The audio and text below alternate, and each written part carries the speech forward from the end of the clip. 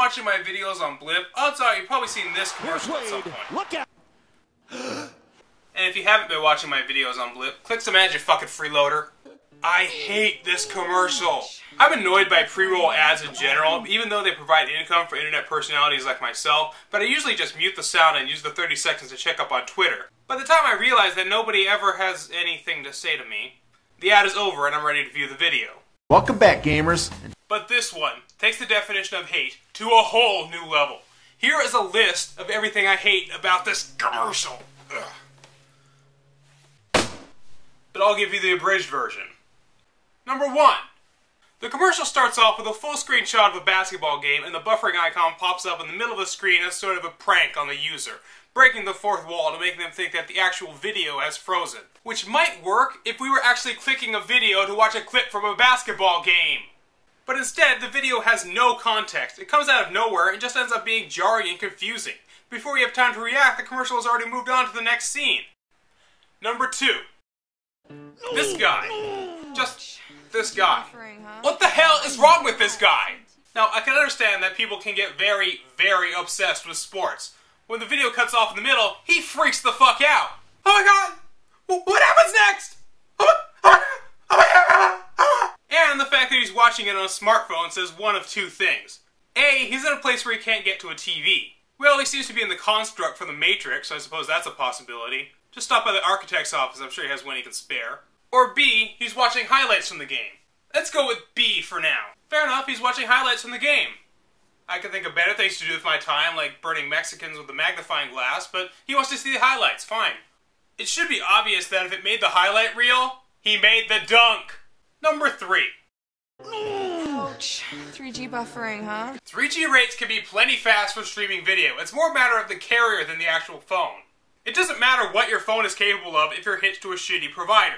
And while 4G phones can generally handle a lot more data than 3G phones, simply switching to a 4G phone is not necessarily going to fix the problem. And all this within the first 10 seconds of the commercial!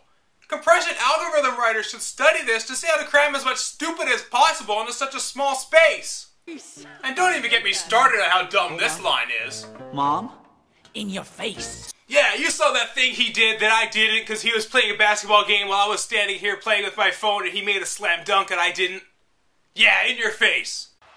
And then about 2 weeks later, we started getting this other version of the commercial. Tired of buffering? America's largest 4G network can speed things up. That's not how buffering bars work, you stupid bitch. I know it sounds like I'm nitpicking, but I actually know people this stupid. They say things like, if the progress bar was shorter, it wouldn't take so long. And these people are allowed to breed. Does anybody remember about 3 years ago when 3G was the new fastest thing ever? I have an article from November of 2007 that actually uses the phrase blazing fast speed. 3G hasn't gotten any slower since then, but suddenly 3G is now supposedly slow as shit. What could possibly have happened in 3.5 years? Oh yeah, companies realized that phones are capable of speeds up to 1 megabits per second and decided that it meant they didn't have to compress their data as much anymore. Therefore, they provide bloated websites with unoptimized extraneous images and browser-intensive features you'll never use, like talking flash ads, hovering click here to register buttons, and links to download Lady Gaga's new single as a ringtone to your T-Mobile MyTouch 4G for only 99 cents, plus updates of every new offers every 12 hours, which is really just a thinly veiled ploy to add your phone number to a list of saying you spam text messages, which you actually have to pay for. Internet speeds haven't gotten any slower, companies have just gotten lazier. Doom ran death matches on a 56K connection, and now you have to pay Microsoft $10 a month just to play the same game on Xbox Live with an inferior control scheme. Sorry, I guess I've gotten a bit off track. This is TZ, and I think I need a new sign-off message. If you have a commercial failure you'd like to see, visit Dragon Slayer Productions at testzeroblog.blogspot.com, youtube.com/DragonSlayerPod, or send a message to DragonSlayerGames@gmail.com. Commercial Failure is produced and hosted by Doug Hancock. All work copyright the respective owners and protected under fair use. Call now!